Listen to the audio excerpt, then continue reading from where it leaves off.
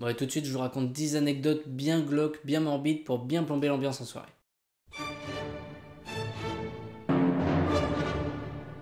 Nicéphore Ier était un empereur byzantin et il a été vaincu avec son armée en 811 par l'armée bulgare.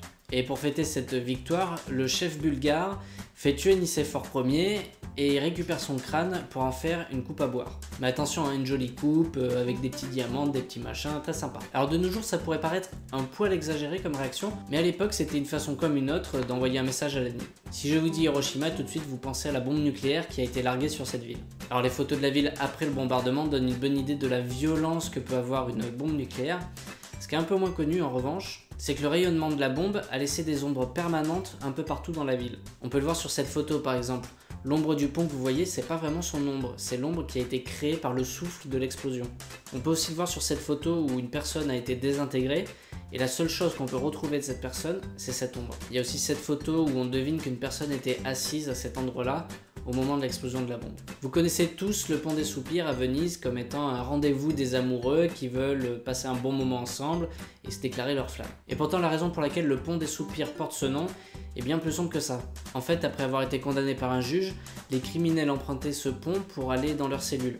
Donc les soupirs qu'ils poussaient, c'était des soupirs de tristesse parce qu'ils disaient adieu à la liberté. Ah, ça casse le délire. Durant l'épidémie au Moyen-Âge, il fallait évacuer les cadavres jusqu'à Corbeil dans l'Essonne. Donc on utilisait des bateaux de commerce qui faisaient l'aller-retour Paris-Corbeil. Et c'est de là qu'est née l'appellation corbillard. Alors évidemment le moyen de transport a changé avec le temps, mais on a gardé le nom. René Goscinny, qui est ultra célèbre notamment pour être le scénariste d'Astérix, se rend chez le médecin pour faire ce qu'on appelle un test d'effort. Autrement dit, il va faire du vélo d'appartement devant un médecin qui va prendre ses constantes, histoire de vérifier qu'il est bien en forme. Et pendant qu'il pédale, René Goscinny va faire un arrêt cardiaque. Alors ça ressemble à une mauvaise blague, mais c'est vrai, René Goscinny va vraiment mourir comme ça.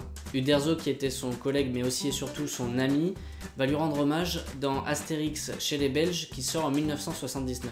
Dans la dernière case de l'album, au moment du fameux banquet final, on voit dans un coin un petit lapin qui est en train de pleurer et puis qui s'en va. C'est une référence à la femme de Goscinny qui appelait son mari mon lapin.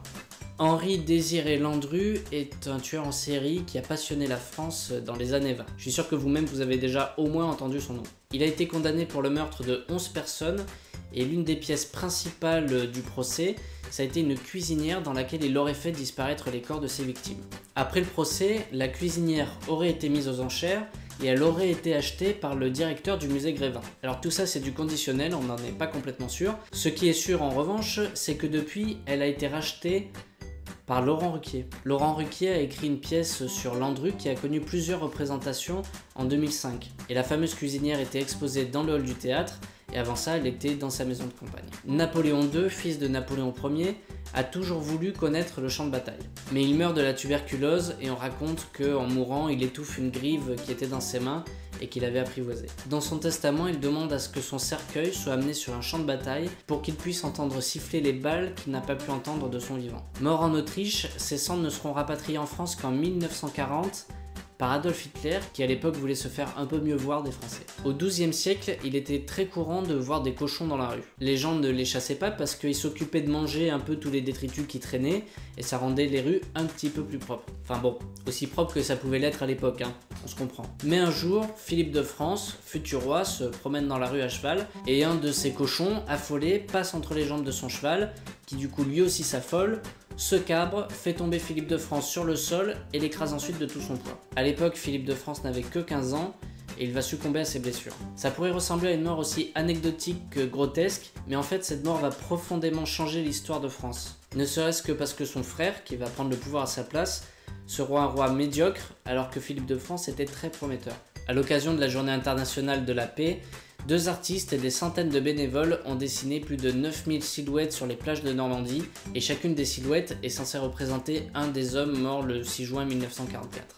Dire que beaucoup d'hommes sont morts et donner des chiffres, ça permet pas toujours de se rendre compte du massacre que ça a pu être. Avec ce projet, les artistes voulaient qu'on se rende un peu mieux compte de l'ampleur qu'a été cet événement d'un point de vue humain. Clément Vallandigham était un homme politique, mais c'était également un avocat. Un jour, l'un de ses clients est accusé de meurtre, et Clément veut prouver que la victime a très bien pu se tirer dessus accidentellement, et que donc son client n'y est pour rien.